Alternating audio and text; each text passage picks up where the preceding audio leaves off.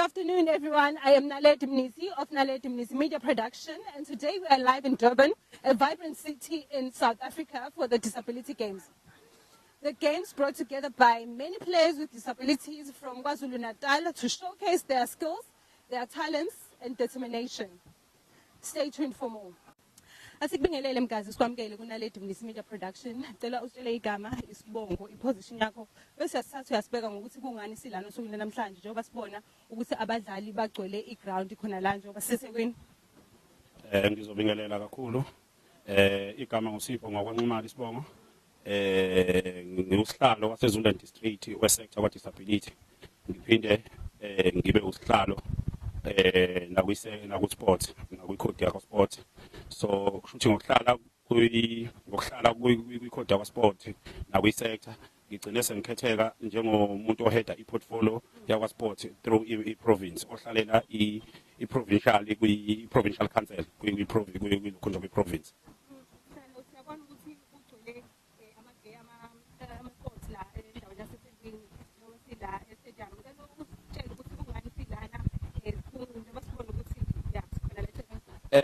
Imidlalo esinayo namhlanje imidlalo esayicelayo njengesector kwa disability.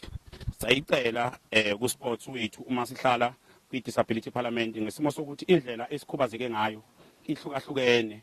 So mayihlukana indlela esikhubazeke ngayo kunoza kwethu abagcine bengakwazi ukuphumela phandle, abangagcine bengakwazi ukubona abanye abantu ukuze bebanikeze izeluleko ezinhle, ngoba umuntu ma elulekwa umuntu ofana naye okhubazeke njengaye kukhona okuningi akutholayo rather than umuntu osuke ngakhubazekile.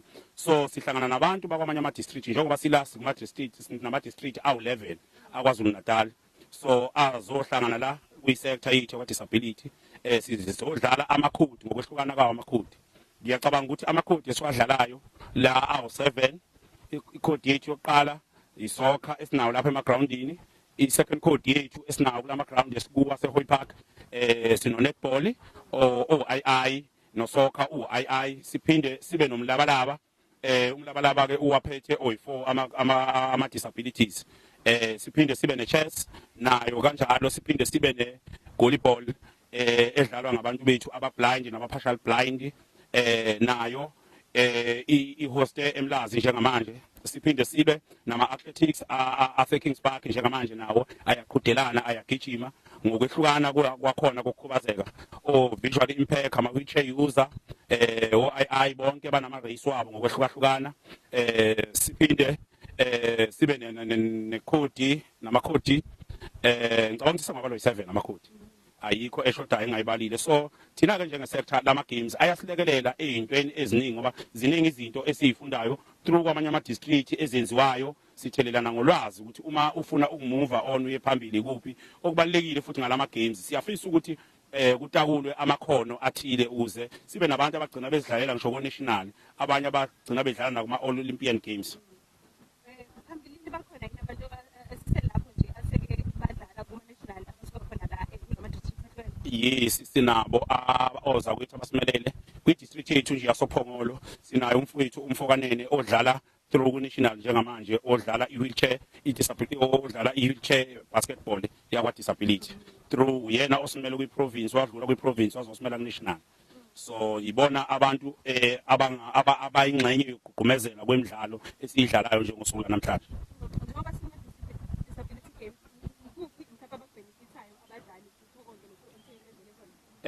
Njengamanje ayikakabibikho into esahlezi etafuleni esathi i-beneficial or into eyi-win.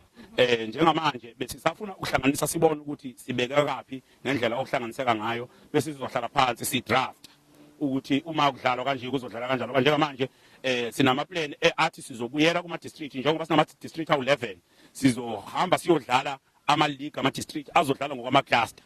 Njengoba sina 11 district kwi province yethu, sino Northern Cluster oyi-KCD nomkhanyakude neZululand.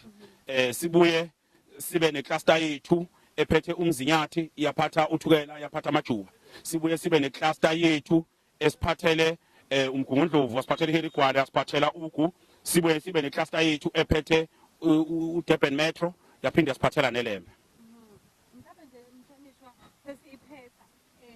Ikuphi ingqinamba abantu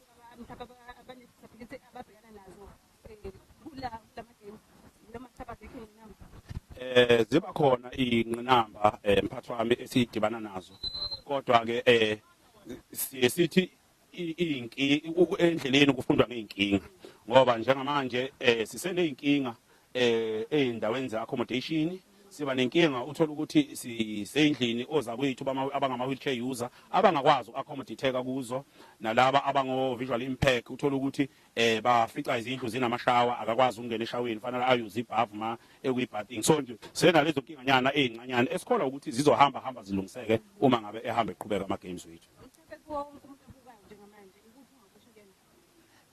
Engingakusho nje kuumlayezo ukuthi siyacela ukuthi bonke abazali ababa nenhlahla yesibusiso sokuzala izingane ezine disability ngabe yilona iluphi uhlobo le disability kodwa siyacela ukuthi bengayivaleli endlini sicela izingane bakwazi ukuyiveza ngoba uma ngabe zikwazi ukuvela kwabanye abantu abakhubazekile kukhona ezinye izinto eziyiskola abayibenefitayo mhlasimbe nangendlela umuntu akhubazeke ngayo kuhamba aqaqeke noma angeke aphile kodwa kuba nezinto ezisombulukayo emqondweni wakhe nasekukhubazekeni kwakhe.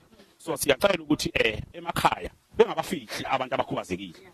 Siyacela ukuthi emakhaya abantu abakhubazekile bebanikeze indawo efanele bebaveze ezindaweni ezifanele bengabavaleli. Bebase nasezikoleni siyazama ukuthi kuma special schools bakwazi ukubhaliseka abantwana abakhubazekile ngoba kuma special school bafunda nangokwamakhono bafunda ngazo zonke izinto ngoba kukhona abantwana abakhubazekile abakwaziyo ukufunda kwamakhono kodwa abahlulekayo ukufunda ngokwemfundo yasezikoleni. Elokugcina nje kakhulu ngizobonga kwi-department ngendlela esilekelela ngayo kulama games. Ngiyacela futhi ukuthi ngelinye ilanga ize ingawuyeki lo mkhuba wawo wokusiza bese ngicela kuma district wethu wonke we11 ngicela omeya no MM bethu ukuthi emagemini anje siyayicela isupport yabo siyacela ukuthi balekelelane no sport ukuze ama games ethu azoqhubeka phambili namanye ama department anjengo DSD anjengo transport siyacela ukuthi kube khona akuvezayo kule midlalo ukuze imidlalo yethu izofana nama Golden Games izofana nama Salga Games ngelinye ilanga ngoba sinalo iphupho nathi lokuthi imidlalo yethu iqinishe sithi ke masikhuluma no sports okuyena owasilekelela ukusungula lama games akhale ngefunding ukuthi ugcina esenama cost amaningi because of uyimele yena yedwa esambeni asilinganisayo silinganisela ko 4.8 million aphatha ngawo lama games esiba nawo ka 2 days. Siyabonga mphatho. Asikubingelele kakhulu somukele kunaledi Media Production ngicela usitshele igama isibongo i-team oyidlalelayo bese sithatha sibeka ukuthi kungani silana usuna namhlanje njengoba sibona ukuthi abadlali bathe cisisa kule ndawo esithe kunamhlanje. No, igama lami nguAsife kwaXulu kwaNongoma. I-team engidlalelayo iZululand District. So la esihlangane khona namhlanje so sinama games our disability which is lapho sobona khona nokushow off ama talent ethu esinawo as disability people. So yeah, so most of the time abantu with disability they face different challenges where they cannot express from the public their own talent. So today is the day of our games so that we can show off our talent. What other challenges do you guys face as the disability people? No, as disability people, some other people don't understand the way we are. So as though they don't know what we are facing in our life. So maningi ama challenges esihlangabezana nawo. So abantu mele beqonde understand ukuthi umuntu ukanjani. Umuntu uzomfunda nje ukuthi ukanjani. So kumele ukuthi uzwane nabo ngaleso sikhathi ube friendly. So yeah kuya kanjalo. Njengoba sibona ukuthi benibhizi nidlala namanje nje niphuma ekudlaleni ayingaka ama games eniwadlalile namhlanje and how did it go? Ama games esiwadlalile awu2. So unfortunately esibili silozile eyoqala sayidrosha ngo9-0 so ekuzima kodwa we will try our best next time. But like okay njengoba bendlala imaphi ama challenges eno facing during the games and ikuphi la enifuna ukuthi ni improve khona as a team? No, la esifisa khona ama challenges ngisho ukuthi lack of communication, lack of fitness. Nokuadapta ke indawo la esiyodlala khona. So ilanga silijwayele kakhulu. So environment ayifani. Yeah, ilokho engakusho. Mhlambe ikuphi enithi nizokwenza kangcono for next time nanokuthi siyazi ukuthi niyayifike la iminyaka yonke ikuphi noma bakhona yini abadlali asebedlulele kwamanye amazinga phezulu? Engakusho ngoba ngisafika mina la endimeni ngisemusha ngeke ngibe nalo ulwazi lalokho. So yeah. Okay, so to all the people who are watching right now, ikuphi ongakudlulisa kubona njengamanje? No, engakudlulisa nje ukodwa nje kuphela ukuthi nje ibhola likufundisa into enhle kakhulu. Even nasekhaya liyakhomba ukuthi usuke kanjani. Ibhola is all about discipline kuphela nje and respect ukuthi wazi umuntu umuntu yeah kuphela. Elakho lokugcina sesivale. Elami lokugcina. Elami lokugcina engalisho ukuthi yeah do it for yourself, not for other people. Lokho nje engakusho. Thank you. Nasisebenza. Ngiyabingelela igama lami Nqobile Mbonambi wase-Lembe District Sports Development kwi-province ka-Disability. Sisinqo ngicela sithathe sibeke ukuthi kungani silana osukwini namhlanje. Namhlanje kuwusuku lwemidlalo yabantu abakhubazekile u-KZN wonke. Sinamakhodi ke ahlukene adlalwayo namhlanje. Siyabona ukuthi kukhona lana esikhona isoccer, i-netball, mhlambe kusahamba kanjani siyabona ukuthi bayadlala lapha emakhaya. Kusahamba kahle bayadlala. Thina la isikhona khona usoccer no-netball nje ukuthi ushilo but ke amaningi ama-codes asemlazi. Mhlambe njengoba sikugcwele abantu be-disability la, imaphi noma ke izimbi ingqinamba enibhekana nazo?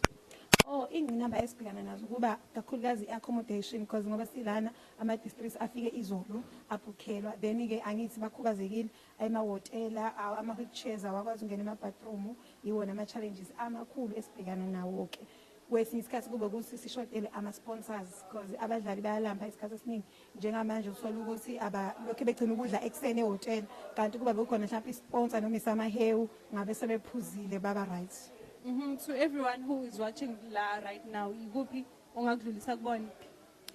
Umbukeli nje obukelayo noma osomabhizinisi abalalele singafisa ukuthi bebe noxhaso kwi-sports sabantu abakhubazekile. Singadlali kanye ngonyaka kodwa mhlawumbe kube i-sports ezidlala noma kathathu onyakeni bese kunyuswa nezinga lokuthi sixhaseke. Abadlali ngoba abakhubazekile bayalamba benza yonke leyo nto.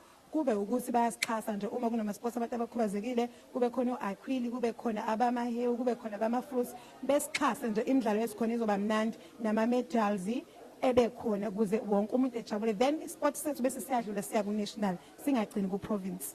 Mhlambe siswami yini inhloso yokuthi kube nale midlalo le njoba sibona noma ke ngibuza ukuthi bakhona yini phambilini abaseke badlulela kwelinye izinto? Kule sports inhloso yethu ukuthi kube khona abadlulela phambili but okwamanje besisayi-recreation nje kube i-sports ukuthi bayajabula abantu bayadlala which is wrong. Fanele ngoba kusuke kukhona abadlali abasebancane siyafisa ukuthi uhulumeni angenelele bekwazi ukudlulela phambili abadlali sibabone nakuma-para Olympics bebe bedalwe yiwo lama-games lawo. Elakho lokugcina sesivala. Elami lokugcina ngingabonga kakhulu kwintatheli yethu ukuthi izile yabona kubalulekile ukuthi ize izosi-interview. Kungenzeka nje le-interview idale izinto ezinhle ey'ningi ezizoqhamuka-ke. Ngumuntu one-albinism siyasidinga ne-sponsor sika-sunscreen because ilanga libalele nje ngabe bakhona abasipho sunscreen ney'gqoko khona sizodlala kahle.